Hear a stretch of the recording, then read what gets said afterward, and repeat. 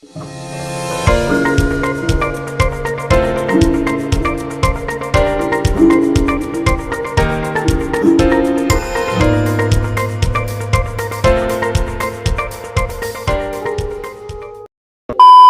tiba-tiba, Wak, banyak kali warga yang mengaku kehilangan uang dan juga perhiasan berharga mereka. Dan gak cuman barang aja, Wak, warga ini juga mulai ngalamin kejadian janggal. Ada yang bisnisnya mendadak bangkrut, ada yang tiba-tiba jatuh sakit, dan ada juga yang meninggal dunia tanpa sebab yang jelas.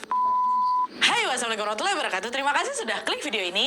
Malam ini aku datang kembali menyapa kalian dengan sebuah kisah horor yang super menegangkan. Bukan yang biasa yang malam Jumat atau malam Senin lah, itu 2 minggu sekali. Aku sengaja upload malam ini, Wak, soalnya aku punya satu cerita horor yang gak sabar kali aku pengen aku bagiin ke kalian semua nih. Kisah ini tuh betul-betul seram dan bikin aku kebayang-bayang sampai sekarang. Tapi sebelum bercerita aku mau nanya dulu, pernah gak sih kalian tuh punya mimpi besar tapi harus dikubur karena keadaan?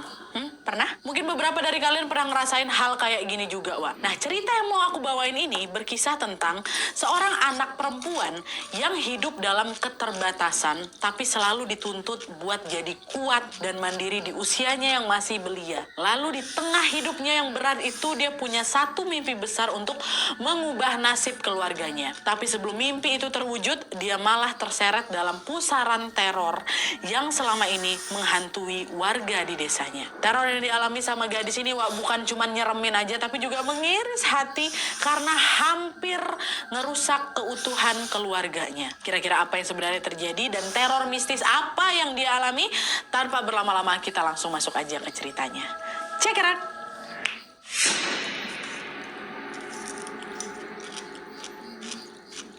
Oke, Wak, jadi kisah itu bermula dari satu keluarga yang cuma terdiri dari seorang ibu dan 2 orang anaknya. Anak perempuannya bernama Putri dan anak keduanya laki-laki bernama Aji. Nah, keluarga ini cuma tinggal bertiga aja, Wak, karena ayah mereka udah lama meninggal dunia. Nah, sejak ditinggal ayah, keluarga ini hidup dalam kesusahan. Ibunya ini harus banting tulang nyari nafkah sendirian, sementara Putri yang kala itu masih remaja terpaksa menjadi ibu pengganti untuk adiknya di rumah. Setiap hari dia ini harus ngurusin Aji, bahkan tiap mau main pun Putri harus bawa Aji, Wak, karena nggak ada yang bisa ngejagain si Aji di rumah gitu. Pokoknya si Putri ini betul-betul ngerasa terkekang kali lah dan nggak punya waktu untuk mikirin masa depannya. Nah, di tengah situasi itu, pada suatu hari Putri ini kepikiran untuk ikut kursus pelayaran, Wak, di desa. Dia ngebatin, siapa tahu kalau lulus kursus aku bisa dapat kerja nih buat bantuin ibu gitu kan. Cuman setiap kali Putri ini ngomong keinginan itu ke ibunya marah lah, udahlah nggak usah aneh kamu. Ibu nggak punya uang, lagian masa kamu tega sih ninggalin adik kamu sendirian di rumah gitu. Nah, penolakan itulah yang bikin Putri merasa frustasi, Wak. Dia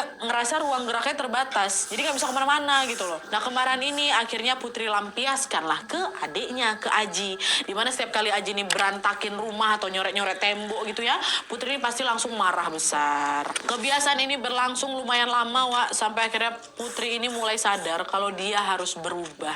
Dia mikir, ya udahlah kalau ibuku nggak mau bayarin kursus, harus aku sendiri nih yang gerak gitu katanya. Nah, dari sinilah Putri pun akhirnya berinisiatif untuk mencari uang dengan caranya sendiri, Wak. Sejak saat itu Putri ini mulai jualan makanan dari warung Bu Sidah nih, tempat ibunya bekerja. Dan di sini Putri itu jadi reseller, Wak, yang ngambilin dagangan untuk dijual lagi ke teman-temannya di sekolah. Selain jualan di sekolah, Putri ini juga keliling dari desa ke desa untuk ngabisin dagangannya itu. Nah, hasil dari jualan itu Putri tabung untuk tadilah itu daftar kursus pelayaran. Dan selama ngejalanin masa berat itu, Wak, untungnya Putri ini juga nggak sendirian. Dia masih punya Kiki. Kiki ini siapa? Teman dekatnya. Dan dia juga punya Cecep, sepupu kandungnya. Mereka ini sering ngabisin waktu bareng dan saling mendukung satu sama lain. Jadi pelariannya si Putri dari capeknya hidup ya ke mereka berdua gitu loh. Tapi sayangnya kehangatan itu mulai berubah semenjak desa mereka ini dilanda kejadian-kejadian aneh yang membuat warga resah, Wak. Nah, di sini udah mulai nih gangguannya. Akhir-akhir itu, suasana di desa Putri ini perlahan berubah. Secara tiba-tiba, Wak, banyak kali warga yang mengaku kehilangan uang dan juga perhiasan berharga mereka. Dan gak cuman barang aja, Wak, warga ini juga mulai ngalamin kejadian janggal. Ada yang bisnisnya mendadak bangkrut, ada yang tiba-tiba jatuh sakit, dan ada juga yang meninggal dunia tanpa sebab yang jelas. Kejadian itu pasti bikin warga makin was-was. Ini kenapa desa kita kayak gini nih? Apa ada yang salah sama desa nih? Nah, di tengah kebingungan itu tiba-tiba datanglah ini kabar baru yang bikin warga makin gempar lagi, Wak. Wak. Konon katanya, beberapa wanita di desa Putri itu dikabarkan hilang. Awalnya warga masih positif thinking, mungkin mereka pada ngerantau ke kota nih, bapak-bapak, ibu-ibu. Tapi kenyataannya, Wak, satu persatu wanita-wanita itu nggak pernah kembali lagi. Belum habis rasa cemas itu ya, muncul lagi kabar baru yang nggak kalah bikin gempar lagi, di mana beberapa warga ditemukan meninggal dengan cara yang tidak wajar. Sejak adanya kejadian aneh itu, suasana desa berubah total nih. Ya, jadi setelah matahari tenggelam, semua udah langsung kunci pintu masing-masing, Wak. Malam di sana pun makin jadi sepi lagi, makin mencekam lagi. Dan dari sinilah gangguan mistis tiba-tiba mulai bermunculan. Awalnya kan orang-orang hilang aja kan. Di sini gangguan mistisnya makin terlihat. Kata beberapa warga nih, Wak, yang mereka sering ngalamin kejadian aneh. Ada yang dengar suara ketawa perempuan melengking kali. Ada yang lihat bayangan putih. Ada juga yang ngelihat sosok kecil ngumpet di balik pohon kayak lagi ngintip diam-diam kayak gitu. Ada kayak gitu. Nah, rentetan kejadian inilah yang bikin warga teringat sama momen beberapa tahun lalu. Ketika salah satu warga yang bernama Pak Karsono, pemilik pabrik di desa itu, waktu dia masih hidup, warga juga sering ngalamin barang hilang, Wak. Usaha mulai bangkrut dan ada juga kejadian beberapa warga yang dikabarkan menghilang waktu Pak Karsono ini masih hidup. Jadi bisa dibilang kejadian itu bukan yang pertama kalinya, Wak. Tapi sayangnya waktu itu nggak ada yang tahu pasti nih apa yang sebenarnya terjadi sama desa mereka. Tapi bisik-bisik warga bilang, Pak Karsono ini pelihara tuyul buat pesugihan. Dan katanya perempuan-perempuan yang hilang itu dijadikan ibu susu buat tuyul-tuyulnya, Wak. Sempat ada rumor kayak itu. Meski cuma desas-desus saja, Wak. Anehnya begitu Pak Karsono ini meninggal, semua keganjalan itu tiba-tiba berhenti. Cuman karena semua keanehan itu sekarang muncul lagi, warga jadi panik ini. Jangan-jangan ada yang pelihara tuyul lagi nih. Tapi siapa ya, kan Pak Karsono udah mati. Nah, di saat warga lagi heboh ngomongin berita itu, si Putri justru dapat kabar yang gak kalah mengejutkan, Wak. Pada suatu malam, ibunya Putri ini tiba-tiba gak pulang. Putri panik lah kan, ini mana mamaku gak balik-balik. Dia berusaha nyari ibunya, nanya ke beberapa orang, Pak, Bu, lihat ibu saya nggak? Gitu. Tapi hampir semua dari mereka yang didatangi sama Putri ini ngasih jawaban yang kurang lebih sama. Tadi kami lihat ibumu jalan pulang. Tapi kalau sampai sekarang belum nyampe rumah, cobalah kau tengok itu ke warungnya Bu Sidah. Siapa tahu dia masih di situ. Putri langsung lah nyarikan ke warung Bu Sidah. Kan mama kerja di tempat Bu Sidah kan? Nanyalah ke warung itu. Tetap nggak ada mama di sana, Wak. Karena khawatir, Putri segera melaporlah ke kepala desa. Namanya Pak Kiman nih, nama si kepala desanya. Tapi begitu Putri bilang mamanya hilang, Pak Kiman jawab, ibumu tadi kesini memang, dia minta kerjaan, katanya baru di PHK sama Bu Sidah. Cuman karena saya nggak ada lowongan, ya udah saya saranin udah kamu ke kota aja. Barangkali mamamu ke kota. Putri langsung bilang, masa si ibu tega ninggalin kita, Pak? Kayak nggak mungkin lah. Ya siapa tahu. Karena nggak berhasil nemuin mamanya, Putri pun terpaksa pulang dengan tangan kosong. Waktu dia udah nyampe di rumah, ada rasa ganjel yang nggak hilang-hilang di hatinya. Dia duduklah di tepi ranjang sambil melamun. Sampai akhirnya pandangannya kelempar ke arah lemari. Putri langsung berdiri, dibukalah lemari itu. Rupanya di sana baju-baju ibu masih lengkap, Wak. Nggak ada satupun yang hilang. Jadi kalau ibu kabur nggak mungkin dia nggak bawa baju, ya kan? Cuman nggak lama setelah itu Putri ngelihat ada satu plastik besar di sudut lemari. Penasaran, Putri akhirnya ngebuka lah si plastik itu. Waktu dibuka, Wak, isinya segepok uang tunai. Astagfirullah. Kok banyak kali uang nih? Sejak kapan ibu punya uang sebanyak ini? Pun kalau ini uangnya ibu, terus ngapa ibu harus kerja ke kota? Iya, masuk akal. Nah, sadar ada yang nggak beres di sini, Putri pun akhirnya menceritakan semuanya ke Kiki sama ke Cecep, kawan sama sepupu dekat itu. Soal ibunya nggak pulang sampai soal penemuan segepok itu diceritain semua sama mereka berdua kan. Nah, di situ Kiki sama si Cecep ini juga ikutan bingung. Jangan-jangan mamaku diculik nggak? Iya, Put. Jangan-jangan ibumu hilang kayak wanita-wanita lain di kampung ini, ndak? Sembarangan kau. Siapa yang mau nyulik ibu aku? Nggak mungkin lah. Nah, di tengah perdebatan itu tiba-tiba mereka dikejutkan sama suara Aji, Wak, adiknya Putri, yang lagi nyoret tembok pakai sebongkah arang, dicoret-coret tuh kan. Baru si Putri mau negur Aji, si Aji malah ngomong kayak gini, Kak, akhir-akhir ini ibu tuh sering ngigo loh, Kak. Dia sebut tempat ini pas lagi tidur. Dia tunjuklah ke arah yang dia gambar kan. Putri langsung lah nengok gambaran si Aji itu, Wak. Ternyata gambar itu adalah sebuah pabrik yang dipenuhi sama cerobong-cerobong tinggi dan dikelilingi sama pohon-pohon, Wak. Di situ Putri langsung ini kan pabrik almarhum Pak Karsono. Ngapain ibu nyebut-nyebut tempat ini? Pak Karsono yang kemarin mati itu, Wak. Nah, sadar ini nggak beres di sini, Putri langsung minta ditemenin sama Cecep dan Kiki buat nyusul ke pabrik itu. Pabrik itu masih ada, Wak. Tapi pas baru jalan, langit tiba-tiba gelap. Angin mulai dingin dan hawanya terasa gak enak. Gak lama, Cecep ngomong, Put, udahlah balik aja yuk, Put. Keluar habis maghrib ke tempat kayak gini tuh, pamali. Katanya banyak hantu yang berkeliaran loh, Put. Si Kiki nyeletuk, ya bagus lah. Kita kan jadi gak sendirian. Ada makhluk yang nemenin kita. kok nih ngomong apa lah, jangan ngomong sembarangan. Kalau betulan kita diganggu gimana? Kata si Cecep lagi. Nyengir si Kiki di situ, Wak. Dia nggak peduli sama ketakutan si Cecep tuh. Dan justru karena sikap cueknya itu, mereka tetap lanjutlah masuk ke pabrik dan nggak sadar kalau langkah mereka makin dekat sama bahaya.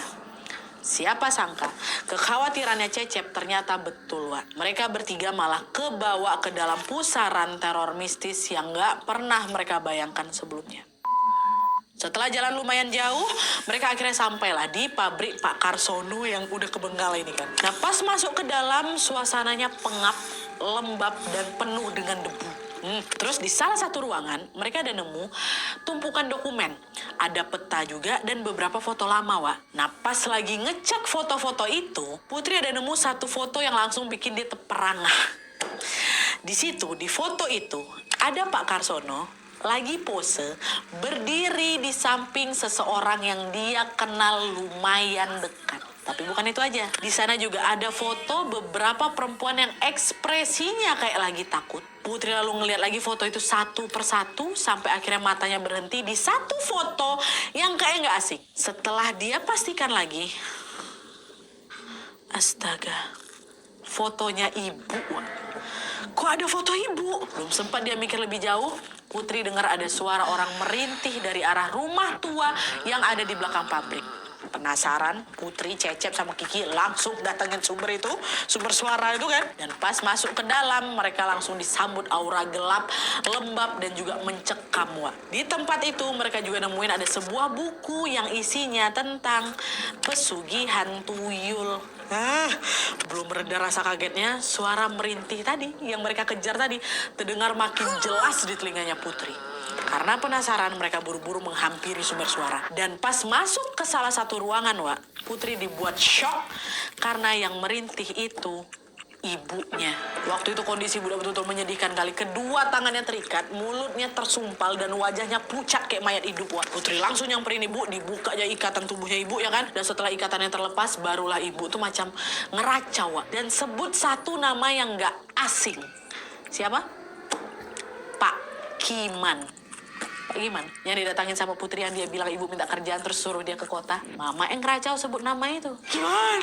Giman gitu. Dan pas dengar nama itu Putri panik, dia berusaha memapa ibunya. Keluar ya bu, udah bu, keluar bu, jangan di sini lagi gitu. Tapi pas baru mau keluar, tiba-tiba terdengar suara aneh dari arah hutan. Kiki, kawannya kan ada di sana. Kiki langsung berhenti, nanya Put, kok yakin Put mau keluar sekarang Put? Kok perasaan aku gak enak ya Put? Udah yakin, aku takut mama aku kenapa-napa. Selesai ngomong gitu, tiba-tiba muncul seorang laki-laki yang berdiri di depan pintu nutupin jalan keluar. Dan yang bikin makin ngeri, si laki-laki ini bawa sebilah kapak, tatapannya tajam, wajahnya marah, dan tanpa basa-basi dia langsung ngibasin kapaknya seolah-olah ingin ngebantai mereka berempat di situ. Kaget diserang tiba-tiba mereka mundur, akan berusaha menghindar nih. Sayangnya upaya itu gagal, Wak, karena mereka semakin terpojok. Nah, di saat yang sama si laki-laki tadi tuh terus bergerak maju dan langsung nebas kapaknya ke arah ibu, Wak. Wah, darah langsung muncrat, Putri langsung histeris, dan si laki-laki itu malah tersenyum ngelihat Putri dan ibunya dengan ekspresi puas. Tapi nggak lama kemudian Cecep muncul, Wak, dari belakang. Dia pukul kepala laki-laki itu pakai batu kan, kata dia. Pukulan itu langsung bikin si laki-laki ini sempoyongan, Wak. Tapi dia tetap nyoba nyerang balik ke Cecep nih, pakai kapak yang dia pegang, dia kan bawa kapak. Nah, di tengah pergulatan itu Kiki langsung teriak, Put, cepat lari, Put, cepat lari. Sebenarnya Putri pasti berat kan ninggalin mereka semua di situ kan, Wak. Tapi karena ibunya makin lemah, akhirnya